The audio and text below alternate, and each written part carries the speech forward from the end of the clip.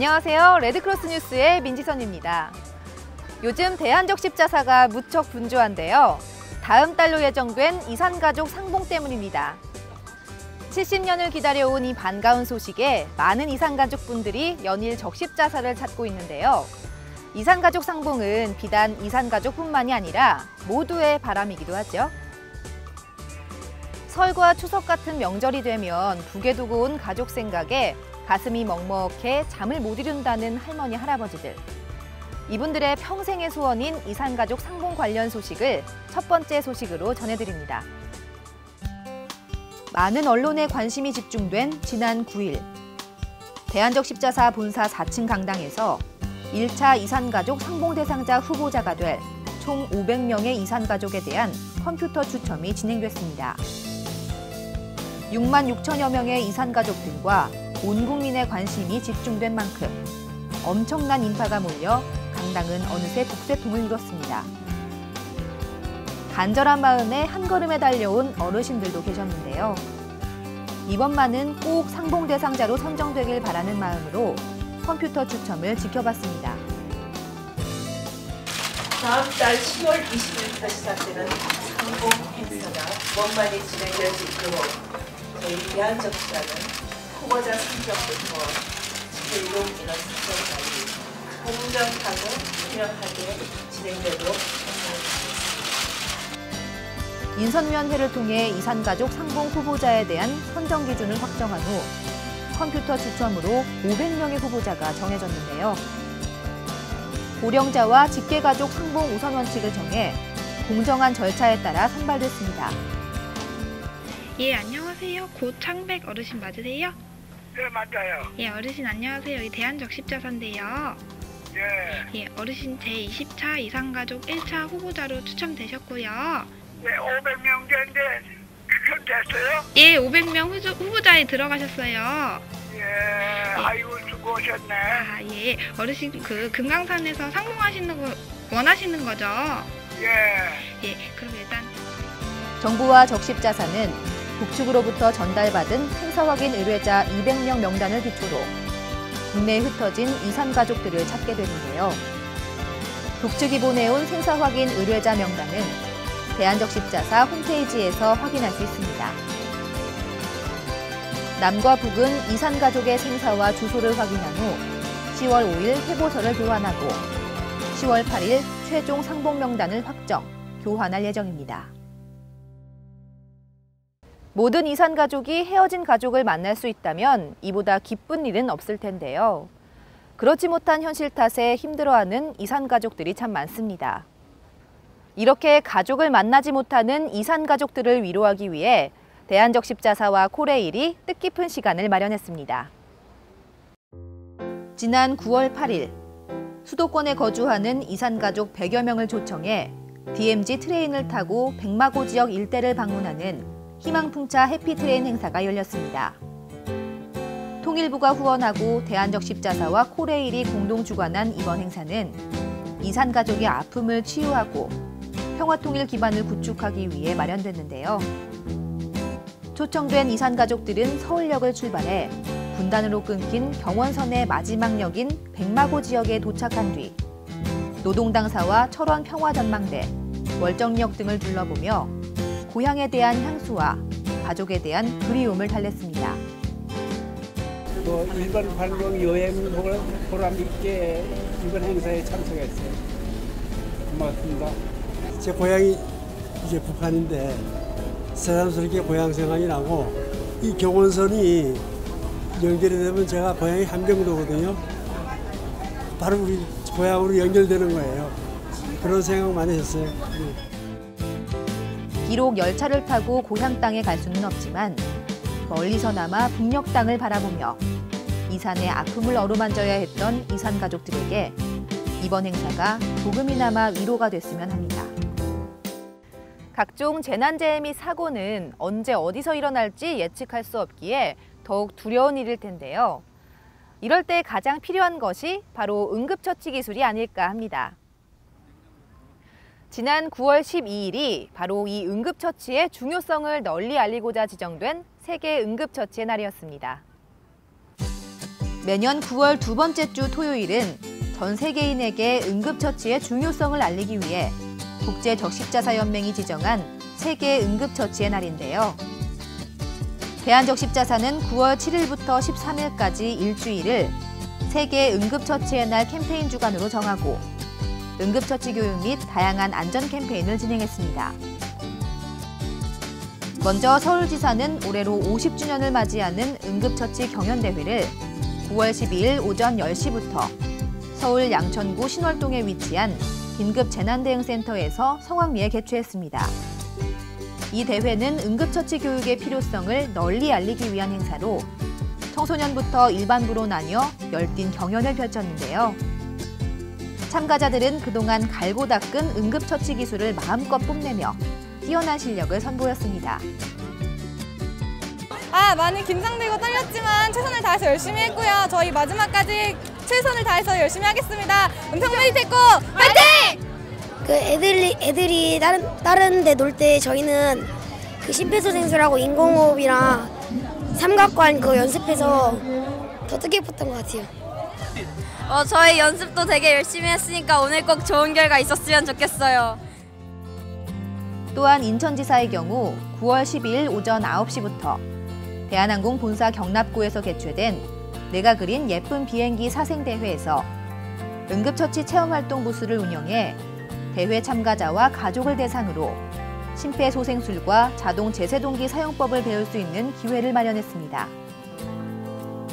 재미있고 다친 사람을 도와주고 싶어요. 평소에 그 심폐소생술 요즘에 TV에서 응급 상황 생기면 일반 시민들도 많이 하시더라고요. 한번 이렇게 체험해보고 배워보고 싶었는데 오늘 기회가 돼서 너무 좋았어요. 이 밖에도 전국 각지에서 다양한 행사들이 열린 가운데 이번 세계 응급처치의 날을 계기로 남녀노소 할 것 없이 위급한 순간 적절한 응급처치로 생명을 살리고 생명을 지킬 수 있기를 희망합니다. 이번에는 우리 주변의 진정한 영웅들을 만나보는 시간, 우리 동네 히어로인데요. 지금 한창 이산가족 상봉으로 떠들썩한 모습 한켠에는 묵묵하게 이산가족을 챙겨드리는 봉사원들이 함께하고 있습니다. 이산가족의 가슴 아픈 사연을 들어드리고 그들이 헤어진 가족을 만날 수 있도록 여러 방면에서 돕고 있는 이산가족 상봉 봉사원들을 만나보겠습니다.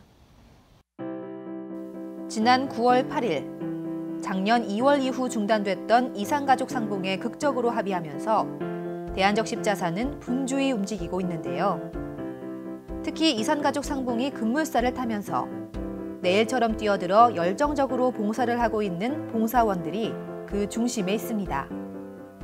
나이는 점점 드시고 건강은 나빠질 테고 하는데 더 나이 먹기 전에 꼭 가야겠다는 일념은 어느 누구나 똑같은 생각이고요. 듣는 우리도 짠하죠. 정말 이번에 꼭 가셨으면 하는 생각 너무 많습니다. 근데 그런 분들이 많으니까 어떤 때는 화도 내시고 사연도 한 말 또 하시고 하지만 그 안타까운 사연을 다 듣고 있기는 하지만 그분 마음만은 다 북쪽에 가 있겠죠. 그녀들이 머물고 있는 대한적십자사 1층 민원실에는 매일같이 이산가족들이 찾아와 애타는 심정을 토로하고 있는데요. 이를 지켜보는 봉사원들의 마음은 안타깝기만 합니다. 지금은 뭐 이제 돌아가셨을 테니까 어머니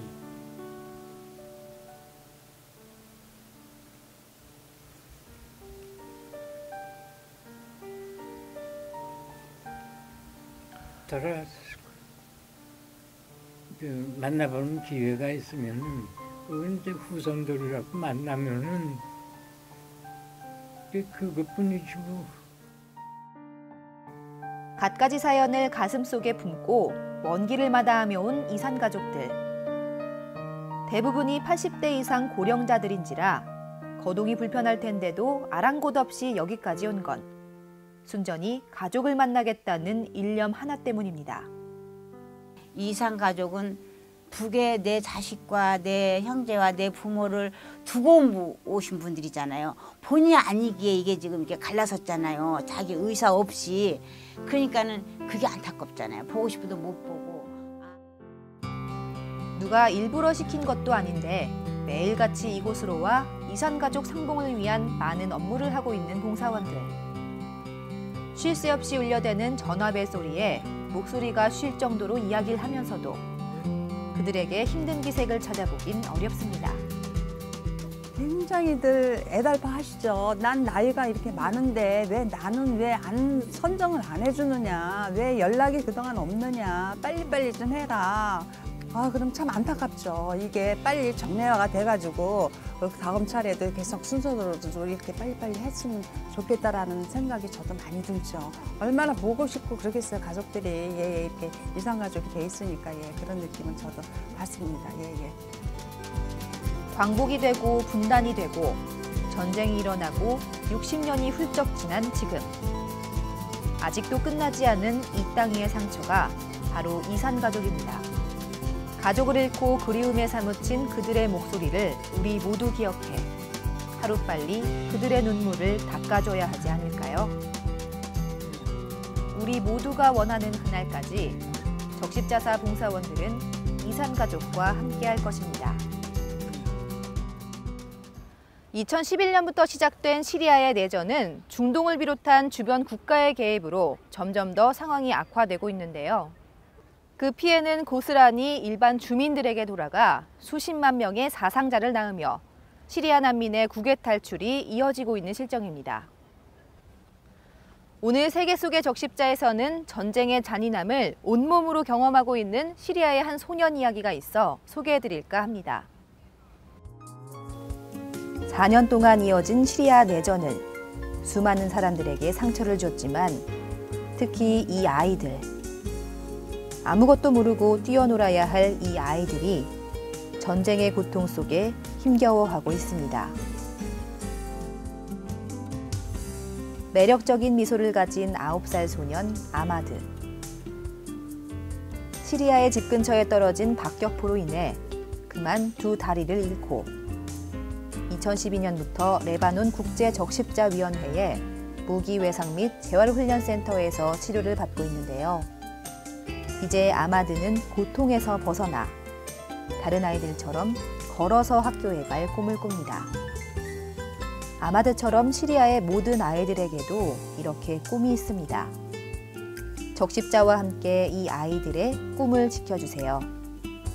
여러분의 소중한 마음이 시리아 아이들의 희망이 됩니다.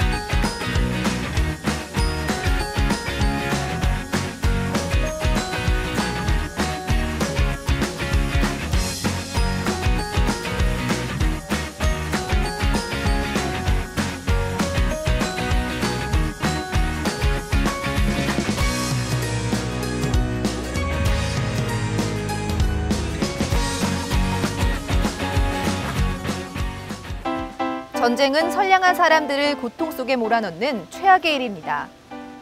시리아의 내전으로 고향을 떠나 그 험난한 바다를 건너 유럽으로 망명하려는 난민의 수가 기하급수적으로 늘고 있는 상황에서 수많은 사람들이 죄 없이 희생되고 있다는 건 정말 비극적인 일이 아닐 수 없는데요.